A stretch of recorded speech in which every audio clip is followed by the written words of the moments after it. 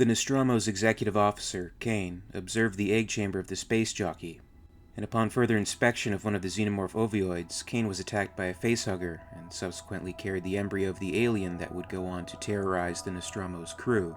Kane was equipped in his EVA suit, though the facehugger was able to get through his helmet and commence its implantation.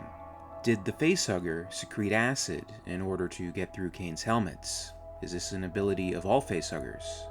Ellen Dean Foster's novelization of Alien details Kane's encounter with the egg in some further detail, and offers an explanation of how the facehugger got through Kane's face shield. The thing was basically in the shape of a hand, many-fingered, with long bony fingers curled into the palm. It looked very much like the hand of a skeleton, save for the extra fingers. Something protruded from the center of the palm, and a short tube of some kind. A muscular tail was coiled beneath the base of the hand. The ovioid exploded, propelled outward by the sudden release of energy contained in the coiled tail. The hand opened and leaped at him. It fixed itself to his faceplate.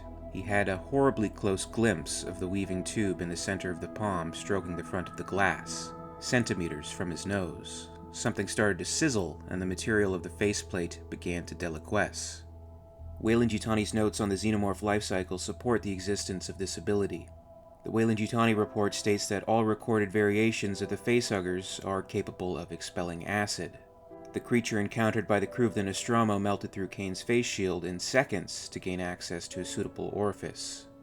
This acid-expelling ability was more than likely discovered by the colonists on Hadley's Hope in attempts to remove and isolate the facehuggers from their hosts. The WEYLAND-YUTANI report also mentions that records from Hadley's Hope suggest that initial attempts to contain the facehugger failed, resulting in several deaths. The LV-426 colonists finally enclosed specimens in an alkaloid-nacalide water bath, which apparently rendered their acid ineffective. Containers were also made of WEYLAND-YUTANI med-grade temper glass. It would stand to reason that the facehugger would have the ability to expel acid, just as a grown xenomorph can, just as both have acid for blood.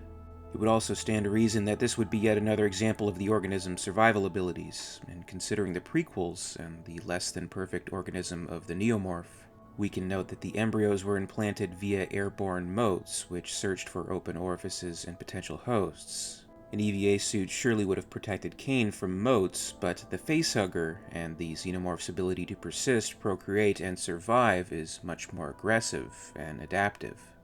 Would you agree that the facehuggers have the ability to expel acid, or do you believe there to be another reason why the facehugger was able to get through Kane's helmet? Comment below and share your thoughts. As always, I'd like to thank you very much for watching. I really appreciate it. And if you enjoyed this video, please make sure to give it a like, and you can also subscribe for all the latest videos from the channel. A very, very special thanks goes out to WEYLAND-YUTANI executive, EmYarUk, part of our Patreon Hive. I'd also like to thank our Hive's queen, Lady Anne.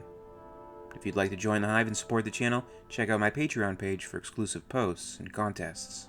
In the meantime, you can catch up with Alien Theory over social media. Follow @alien_theory on Twitter and @alientheoryyt on Facebook and Instagram for more. And until next time, this is Alien Theory, signing off.